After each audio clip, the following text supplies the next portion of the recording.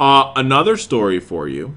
Well, this is not a new story, but there's more people taking the last train out the station for marriage equality. And before the show, we were literally talking about, if you've come out for marriage equality now, it's probably too late. Now, I don't really take that particular stance or view. I think I'm happy that people are finally sort of coming to their senses and coming to their own.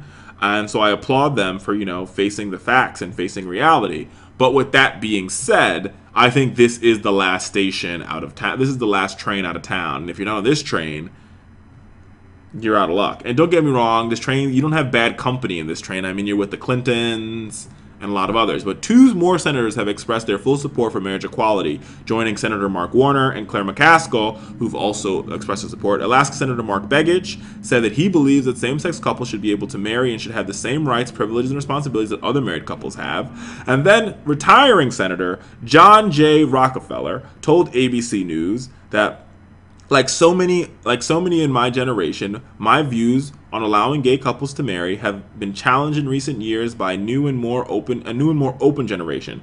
Churches and ministers should never have to perform marriages that violate their religious beliefs, but the government shouldn't discriminate against people who want to get married just because of their gender.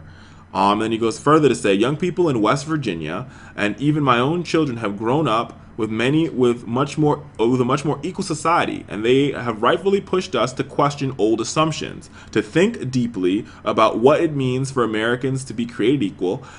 This has been a process for me, but at this point, it is clear that DOMA is discriminatory. I am against discrimination in all its forms, and I think we have more forward in our progress towards true marriage equality by repealing DOMA.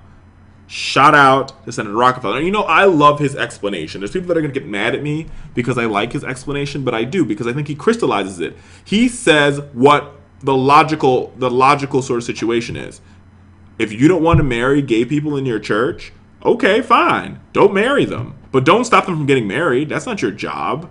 You discriminate against them because of how they choose to live their lives. The same thing as saying, I won't marry you in my church because you don't go to my church. That's fine. But do you discriminate against a man and a woman even though you won't marry them in your church because they're not a member of your church? No, you wouldn't discriminate against them. You would see their marriage as equal, whether they had premarital sex or didn't have premarital sex. But, because that's also quote-unquote a sin. But two men or two women getting married in your church, not only will you not marry them, but you will discriminate against them and say that they're sinning, like the married couple didn't sin. Either way, I don't know. I agree with these two senators. Welcome to the train.